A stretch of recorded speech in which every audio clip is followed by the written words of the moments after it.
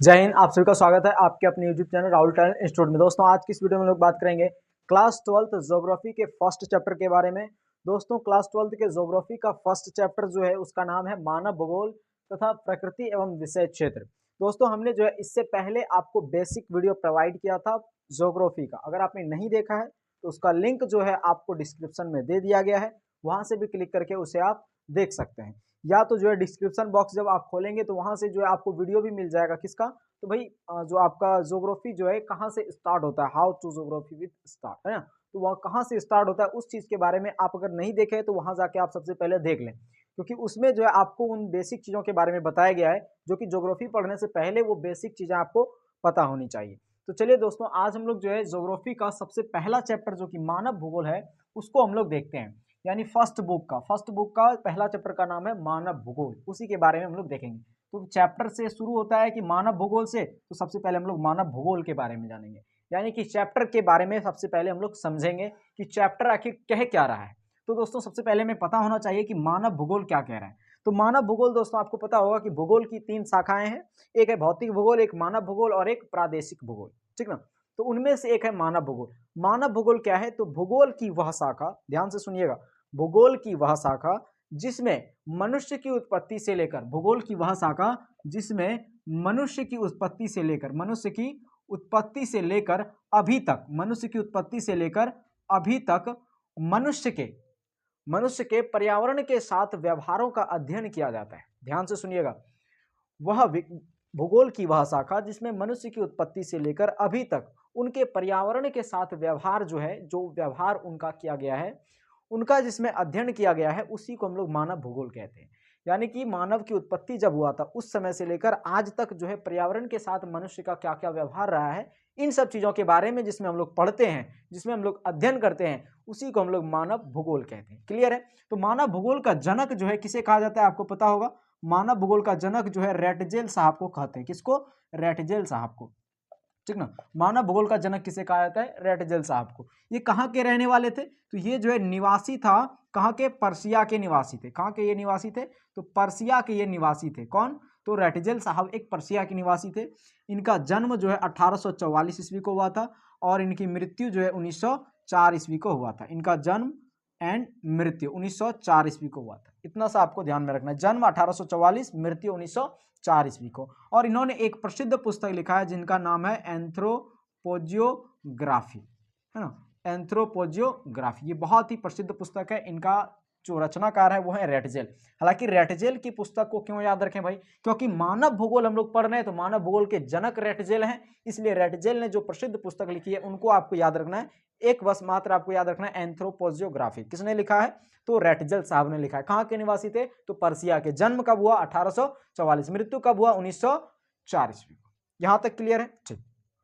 अब देखिए, रेटजेल साहब जब मानव भूगोल के जनक हुए तो इनके हिसाब से भी इनका कहना था कि देखिए मानव भूगोल को जो भी पढ़ेगा ना, जो भी भूगोल को पढ़ेगा उनके सामने द्वैतवाद की स्थिति आएगी, यानी दो अलग अलग स्थिति का आना होगा। यानी भूगोल का अध्ययन जो भी व्यक्ति करेगा उसके सामने द्वैतवाद की स्थिति आएगी। जैसे देखिए कोई मूर्ति अगर देख रहा है, कोई मूर्ति अगर मान लीजिए हिंदू देवी देवताओं में जो है मूर्ति होता है, कई सारी मूर्तियां होती है, तो उन मूर्ति को जब देखता है तो हर एक आदमी के मन में जो है उन मूर्ति को लेकर अलग अलग चाहत होती है कि भाई हम, किसी को जो है उसका फेस जो है अच्छा लगता है, किसी को उसका कान अच्छा लगता है, किसी को उसका मुकुट अच्छा लगता है, किसी को उसका आंख बहुत अच्छा लगता है।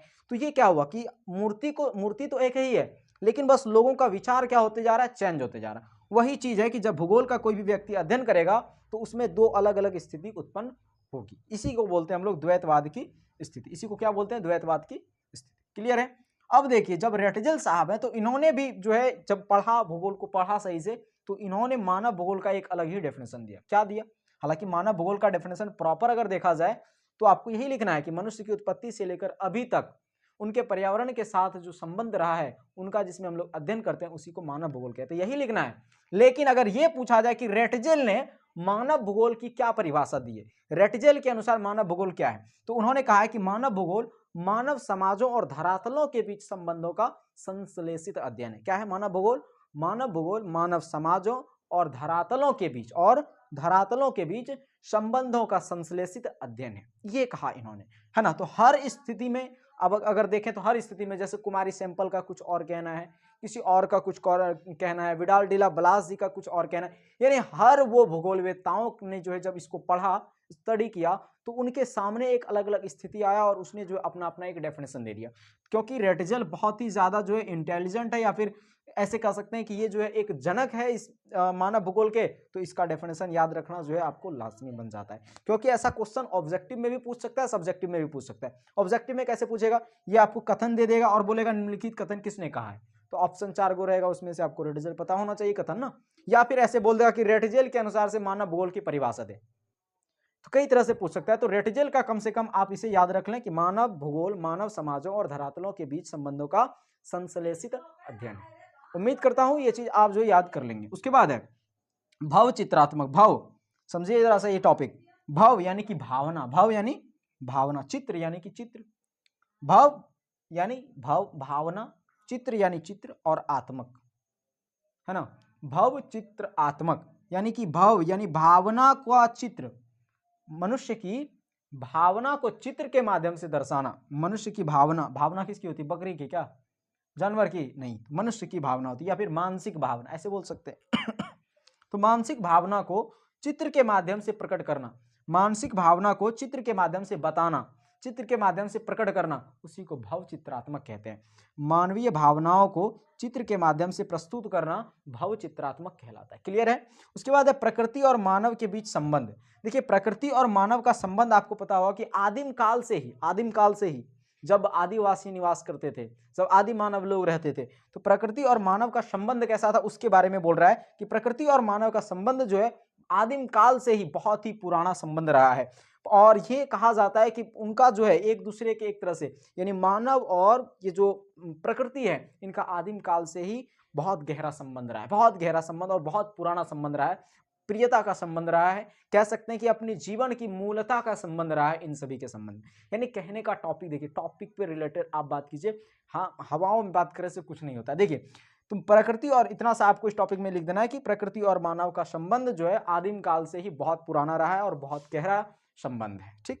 और जो है ये भी कहा जाता है कि प्रकृति और मानव जो है एक दूसरे के पूरक है। क्यों पूरक है भाई, पूरक का मतलब होता है कि इसके बिना वो नहीं और उसके बिना ये नहीं। जैसे देखिए हम आपको समझा सकते हैं, जैसे देखिए ये मार्कर है और ये बोर्ड है ना, तो इसके बिना ये नहीं और इसके बिना ये नहीं। मतलब क्या कि अगर ये नहीं रहेगा तो क्या ये नष्ट हो जाएगा, नहीं नष्ट नहीं होगा, लेकिन इसका उपयोग बंद हो जाएगा, है ना, इसका उपयोग बंद हो जाएगा। अब ये हुआ कि मतलब फेंकू बात एक तरह से। लेकिन जैसे देखिए अब प्रकृति अगर नहीं रहेगा तो मनुष्य जो है श्वास लेना कैसे हो जाएगा, मतलब मनुष्य श्वास कैसे लेगा, तो मनुष्य तो जीवित नहीं रह पाएगा। उसी तरह से अगर मनुष्य नहीं रहेगा तो प्रकृति भी नष्ट हो जाएगा धीरे धीरे। तो इसलिए कहा जाता है कि मनुष्य और प्रकृति जो है क्या एक दूसरे के पूरक है। उसके बाद ये भी कहा गया है कि प्रकृति और मनुष्य एक अविभाज्य तत्व है। प्रकृति और मनुष्य क्या है, एक अविभाज्य तत्व है। अविभाज्य तत्व का मतलब होता है क्या, देखिए विभाज्य का मतलब होता है मतलब टूट जाएगा, बिखर जाएगा, ये बिखर सकता है, लेकिन अविभाज्य का मतलब कभी नहीं बिखरने वाला। तो प्रकृति और मानव जो है वो क्या है, कभी नहीं बिखरने वाला तत्व है, कभी नहीं। अगर बिखरेगा, अगर कल्पना भी किया जाए कि प्रकृति और मनुष्य जो है वो अलग अलग हो जाए, तो ना तो प्रकृति रह पाएगा सुखी से और ना मनुष्य रह पाएगा। मनुष्य तो क्षण भर में नष्ट हो जाएगा और प्रकृति तो धीरे धीरे वो सर्वनाश होना ही होना है। इसलिए कहा गया है कि प्रकृति और मनुष्य एक अविभाज्य तत्व है, या फिर ये एक पूरक है। क्या है, एक दूसरे के पूरक है। उसके बाद है मानव भूगोल की प्रकृति। मानव भूगोल की प्रकृति, अब इसको आपको समझना है, मानव भूगोल की प्रकृति, है ना। तो देखिए मानव भूगोल की प्रकृति, मानव भूगोल की अगर प्रकृति की बात करें तो मानव भूगोल जो है अत्यंत, मानव भूगोल में प्रकृति क्या है, लोकप्रिय एक साधन है। क्या है, मानव भूगोल में अगर देखें प्रकृति तो क्या है, मानव भूगोल में प्रकृति ये लोकप्रिय साधन है। क्योंकि मानव भूगोल में क्या पढ़ते हैं, प्रकृति और मनुष्य, यही चीज तो पढ़ते हैं। तो मानव भूगोल में मानव आएगा और एक प्रकृति आएगा, है ना। अभी आपने देखा कि मानव भूगोल में प्रकृति और मनुष्य। तो मानव भूगोल में जो प्रकृति है उनका अगर वो लोकप्रिय है, अगर वो सुविधाजनक है, या फिर वो जो है उनका मतलब लोकप्रियता है, मनमोहक होगा। प्रकृति अगर मनमोहक है, लोकप्रियता है, तो उससे क्या होगा कि मनुष्य सुविधाजनक जीवन जी सकता है ना। मनुष्य जो है क्या कर सकता है, सुविधाजनक जीवन जी सकता है। और मनुष्य को जो है ये प्रकृति जो है एक विरासत में प्राप्त है। किस में प्राप्त है, विरासत में। इतना सा आपको ध्यान रखना है कि मनुष्य का जो है ये जो प्रकृति है ये एक विरासत में प्राप्त है। या फिर ऐसे बोल सकते हैं कि मनुष्य प्रकृति का जो उपयोग करता है वो तकनीकी के माध्यम से भी उपयोग करता है, ऐसे भी बोल सकते हैं। तो इतना सा आपको ध्यान रखना है कि मानव भूगोल की प्रकृति यानी प्रकृति अगर रहेगा सही से तो मनुष्य भी सुविधाजनक जीवन जी सकता है। यहाँ तक क्लियर है। भौतिक पर्यावरण तत्व। अब देखिए प्राकृतिक तत्वों की बात कर रहा है, पर्यावरण तत्वों की बात, यानी भौतिक पर्यावरण तत्वों की बात। अब देखिए पर्यावरण द्वारा बनाया गया तत्व, जैसे पृथ्वी हो गया, ये कौन मनुष्य बनाया क्या? नहीं। उसके बाद मिट्टी हो गया, जल हो गया, वायु हो गया, अग्नि हो गया, ये सब कौन बनाया? ये सब पर्यावरणीय तत्व है, प्राकृतिक तत्व है। तो इन सभी चीजों को जो है आपको बताना है। उसके बाद है मानवीय तत्व। मानवीय तत्व क्या हो जाएगा? जो मानव अपनी सुविधा के लिए बनाया, जैसे लकड़ी को काट के कुर्सी बनाया, तो कुर्सी क्या है? एक मानवीय सुविधाजनक तत्व है, तो मानवीय तत्व हो गया। उसके बाद जैसे देखिए ये आपको बोर्ड, ये बोर्ड क्या प्रकृति द्वारा बनाया गया? नहीं, मनुष्य अपनी सुविधा के लिए बनाया, तो ये क्या हो गया? मानवीय तत्व। ये मार्कर हो गया, ये कौन सा तत्व है? मानवीय तत्व है। ये कमीज हो गया, कौन सा तत्व है? मानवीय तत्व। ये माइक हो गया, ये कौन सा तत्व है? मानवीय तत्व है ना। ये आपको मोबाइल दिख रहा होगा, ये भी कौन सा तत्व है? आप जिस चीज से वीडियो देख रहे हैं, ये भी कौन सा तत्व है? मानवीय तत्व है। क्लियर है? मानव का प्राकृतिकरण। मानव का प्राकृतिकरण यानी मानव जो है प्रकृति को तकनीकी और उद्योग, तकनीकी या प्रौद्योगिकी के माध्यम से, मानव जो है प्रकृति के माध्यम से, यानी कि प्रकृति को, मानव प्रकृति को तकनीकी और प्रौद्योगिकी के माध्यम से उसे सुविधाजनक तरीके से उपयोग करता है। प्रकृति को डायरेक्टली हम उपयोग नहीं करते। जैसे पेड़, पेड़ को उठा लाए और घर में ऐसे ही रख दिए तो क्या घर बन जाएगा? नहीं भाई, उसको तकनीकी के माध्यम से, प्रौद्योगिकी के माध्यम से उसे प्रोसेस करना होता है, उसका मतलब उसको बनाना होता है, किसी भी तरह का आकार देना होता है, आकृति देना होता है, मानवीय आकृति देना होता है, तभी जाके हम उसका उपयोग कर पाते हैं। और तकनीकी और प्रौद्योगिकी जो है वो मनुष्य को विरासत में प्राप्त होती है।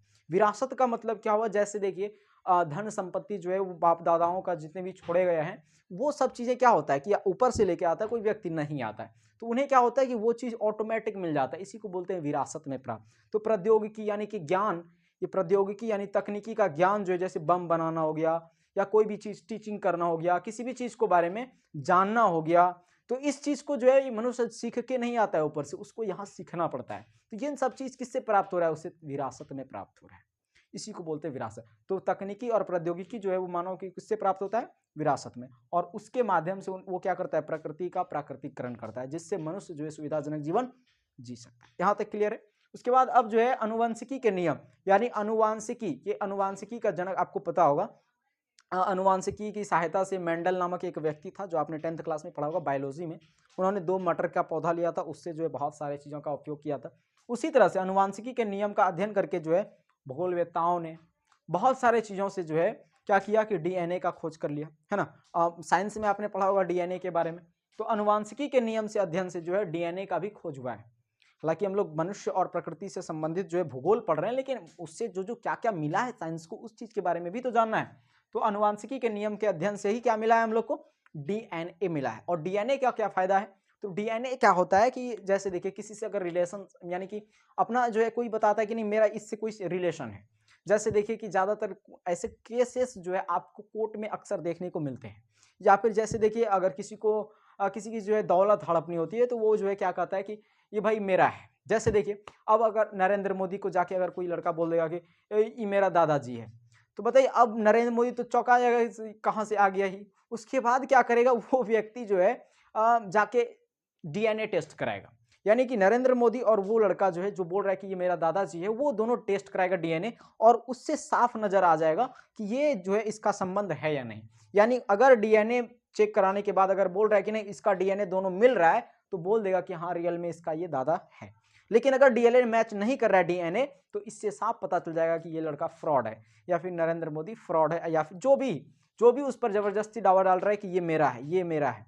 समझ रहे हैं ना। तो अपना रिलेशन जो भी बताना चाह रहा है उस चीज को जो है कौन कर देता है? डीएनए काट देता है उस चीज को। तो इससे बड़े बड़े केसेस भी सॉल्व हो जाते हैं, बड़े बड़े मामला कोर्ट में आए हुए वो तुरंत सॉल्व हो जाता है। किसकी मदद से?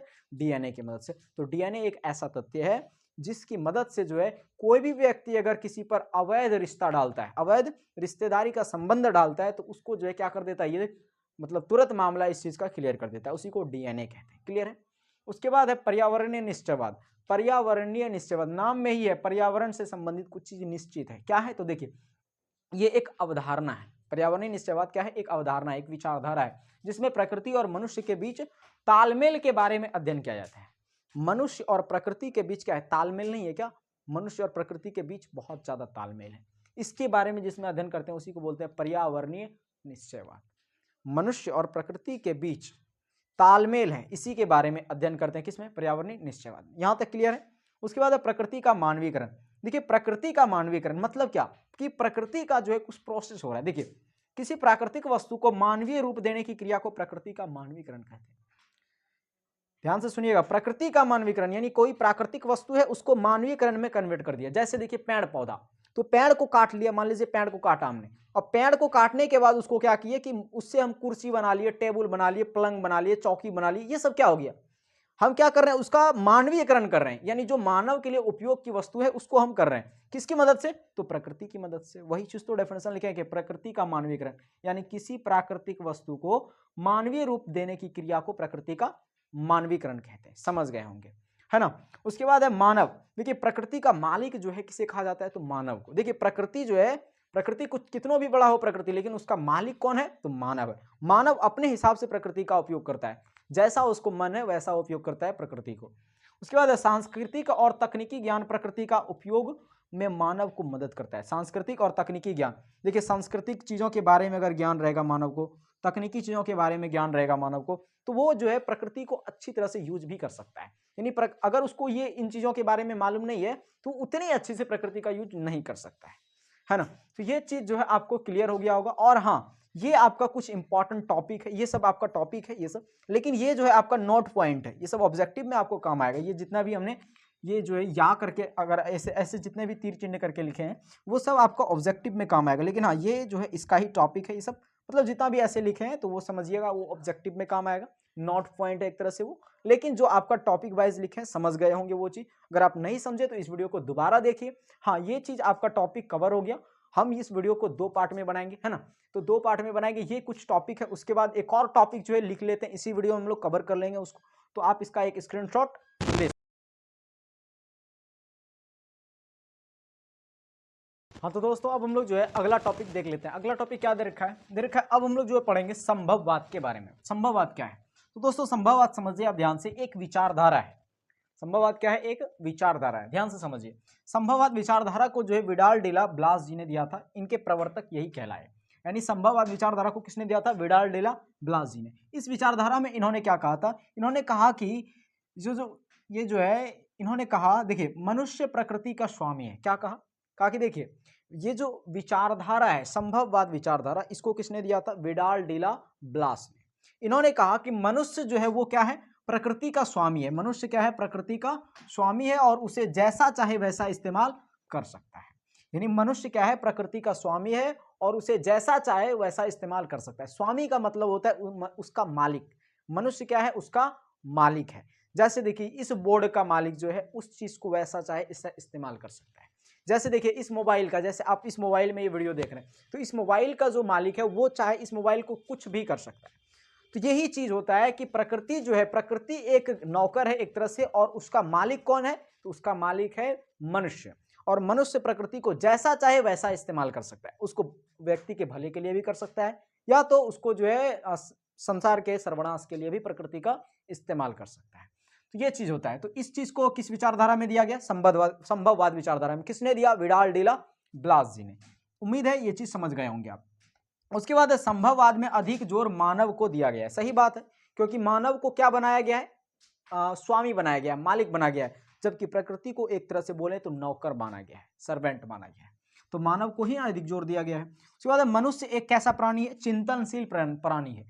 मनुष्य हमेशा कुछ ना कुछ सोचते रहता है, कुछ ना कुछ चिंता करते रहता है, किसी ना किसी चीज के बारे में चिंता करते रहता है कि भविष्य में क्या होगा, अभी जो है जो चल रहा है वर्तमान में क्या चल रहा है, इन चीज के बारे में हमेशा चिंता करते रहता है। कौन, मनुष्य। कभी देखा है आपने कि जानवर जो है चिंता करता है कि भाई मेरा जो है वो चारा कहाँ से आएगा, ये सब किसान भाई मेरा चारा जो है बहुत मेहनत से लाता है, उनको दूध अच्छा से देना है, ये चीज जो है कभी भी जानवर सब नहीं सोचता है। ये कौन सोचता है, तो चिंतनशील प्राणी इसलिए मनुष्य को कहा गया क्योंकि हमेशा ये कुछ ना कुछ सोचते रहता है, भविष्य में ग्रो करने के बारे में, इन सभी चीजों के बारे में सोचते रहता है, इसलिए मनुष्य को एक चिंतनशील प्राणी कहा गया है। उसके बाद है प्राकृतिक पर्यावरण का विकास जितना अधिक होगा, प्राकृतिक पर्यावरण का विकास जितना अधिक होगा उतना ही मानव स्वतंत्र होकर विकल्पों को चुनेंगे।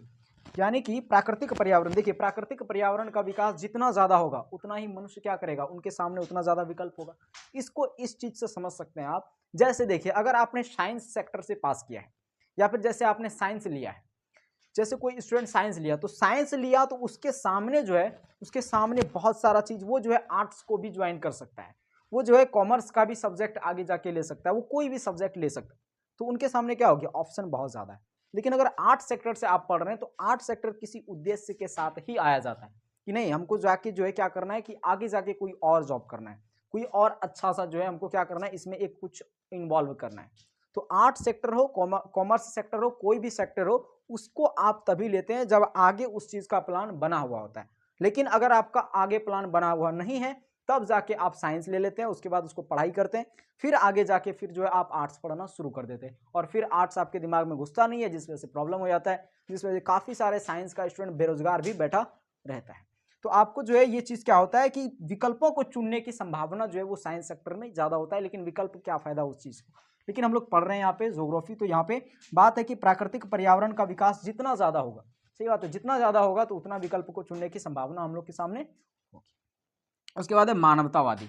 मानवतावादी किसे कहते हैं, देखिए मानव मूल्यों और चिंताओं पर, मानवतावादी भी एक विचारधारा है, क्या विचारधारा है, तो मानव मूल्यों एवं चिंताओं पर ध्यान केंद्रित करने वाला विश्लेषण मानवतावादी कहलाता है।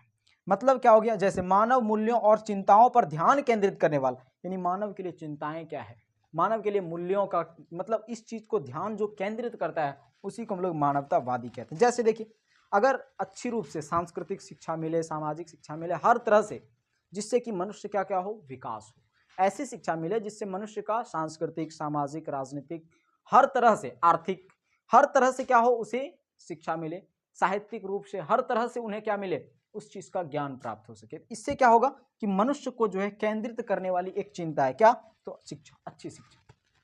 तो एक उदाहरण के तौर पे मानवतावादी के लिए शिक्षा, अच्छी शिक्षा आप ले सकते हैं। मानव मूल्यों और चिंताओं पर ध्यान केंद्रित करने वाले, मानव मूल्यों और चिंताओं पर ध्यान केंद्रित करने वाले, विश्लेषण करने वाले तथ्य मानवतावादी कहलाता है। क्लियर है। इसके बाद अब है नवनिश्चयवाद, बहुत इंपॉर्टेंट मोस्ट वीवीआई टॉपिक है ये नवनिश्चयवाद। कई बार एग्जाम में पूछा गया है कि नवनिश्चयवाद से आप क्या समझते हैं। तो सबसे पहले आप याद रखिए कि नवनिश्चयवाद को जो दिया था वो किसने दिया था, ग्रिफिथ टेलर ने। किसने दिया था, ग्रिफिथ टेलर ने। ग्रिफिथ टेलर इनके प्रवर्तक माने जाते हैं। इस विचारधारा के अनुसार मनुष्य को जो है यानी मानव को प्रकृति के नियमों का पालन करना होता है, यानी कि प्रकृति के नियमों का पालन करना ही नवनिश्चयवाद कहलाता है। इन विचारधारा को जो है ग्रिफिथ टेलर साहब ने दिया। प्रकृति के नियमों का पालन करना जैसे मतलब क्या, जैसे देखिए सूर्य हमेशा पूरब से उगता है और पश्चिम में जाके डूबता है, ये प्रकृति का नियम है, इसे मनुष्य जो है तोड़ नहीं सकता है। मनुष्य ये नहीं कर सकता है कि उसको पश्चिम से उगा दे और पूरब में डुबा दे, ये नहीं कर सकता है। तो नियमों का पालन करना होता है, किसका, प्रकृति के नियमों का। जैसे देखिए बरसात के सीजन में, वर्षा ऋतु के सीजन में बारिश पड़ता है, ये प्रकृति का नियम है। जैसे देखिए अभी गर्मी के समय में जो है धूप ज्यादा पड़ता है, ये क्या है, प्रकृति का नियम है, और इस नियम को पालन करना होता है मनुष्य को। इसी को हम लोग जो है नवनिश्चयवाद कहते हैं, जो चीज निश्चित हो चुका है। और इस विचारधारा को किसने दिया था, तो ग्रिफिथ टेलर साहब ने दिया था। अब देखिए उसके बारे में थोड़ा सा पढ़ लेते हैं, ग्रिफिथ टेलर कौन था। तो ग्रिफिथ टेलर एक ऑस्ट्रेलियन भूगोलवेत्ता थे। क्या थे, ऑस्ट्रेलियन भूगोलवेत्ता थे। टेलर ने जो है नवनिश्चयवाद को एक और नाम दिया था, रुको और जाओ निश्चयवाद के नाम से ये पुकारते थे उस चीज को। यानी नवनिश्चयवाद को ग्रिफिथ टेलर साहब ने, जो कि ऑस्ट्रेलिया के भूगोलवेत्ता थे, उन्होंने उसको जो है रुको और जाओ निश्चयवाद का नारा दिया था। कोई दिक्कत नहीं। अब देखिए अमूलवादी क्या है, अमूलवादी, आप इस चीज को समझिए। अमूलवादी ये भी एक विचारधारा है। इसमें क्या होता है, गरीबी की वजह से बंधन और सामाजिक असमानता की व्याख्या के लिए या फिर हेतु मार्क्स का सिद्धांत इस्तेमाल किया गया है। ध्यान से समझिएगा, इस विचारधारा में गरीबी की वजह से, यानी मेनली चीज इसमें है गरीबी, गरीबी की वजह से एक बंधन रहता है। गरीबी की वजह से क्या रहता है, एक बंधन रहता है, जिस वजह से वो जो है सामाजिक असमानता की व्याख्या होती है। समाज में क्या होती है, गरीबी की वजह से क्या होता है, समाज में असमानता होती है। यानी कि किसी को जो अमीर वर्ग के हैं उनको जो है समान, यानी कि उनको हाई क्वालिटी का प्रोडक्ट प्रोवाइड किया जाता है, जबकि जो गरीब क्वालिटी के जो लोग होते हैं उन्हें जो है न्यूनतम या फिर वो भी नहीं प्रोवाइड किया जाता है, वो भी उन्हें नहीं मिलता है। किस वजह से, तो ये एक बंधन होता है उनके सामने, गरीबी का एक बंधन होता है। और उसके बाद जो है उसकी व्याख्या के लिए क्या करता है, अपनी बचाव के लिए क्या करता है, वो मार्क्स का सिद्धांत इस्तेमाल किया गया है। यानी उनके लिए बस मार्क्स का नियम लागू करो भाई, अपने आप को बस मतलब अपने आप को क्या करो, मजदूर बनाए रखो और अपना जीवन जीते रहो। तो ये चीज था आपका मोस्ट इंपॉर्टेंट टॉपिक। हालांकि ये पार्ट 1 वीडियो था, है ना। ये पार्ट 1 वीडियो था, पार्ट 2 वीडियो जो है आपको आ जाएगा। लेकिन हाँ, ये कमेंट करके आप जरूर बताइएगा ये वीडियो जो है आपको कैसा लगा, या फिर इनमें कौन सा टॉपिक आपको समझ में ना आया, या फिर कौन सा टॉपिक आपको इजीली समझ में आ गया। इस चीज़ के बारे में आप हमें कमेंट करके बताइए। और अगर पार्ट 2 चाहते हैं या फिर कोई और सब्जेक्ट से रिलेटेड अगर आपको वीडियो चाहिए जो कि समझ में ना आ रहा है, तो आप कमेंट कीजिए, हम उस चीज़ पे वीडियो जो है उम्मीद करते हैं कि उस चीज़ पे वीडियो हम अगले ही कमेंट में या फिर अगले ही वीडियो में आपके ही कमेंट का जवाब हो। तो दोस्तों इसका एक आप स्क्रीनशॉट ले सकते हैं। हाँ तो दोस्तों मिलते हैं अगले वीडियो में, तब तक के लिए जय हिंद, जय भारत।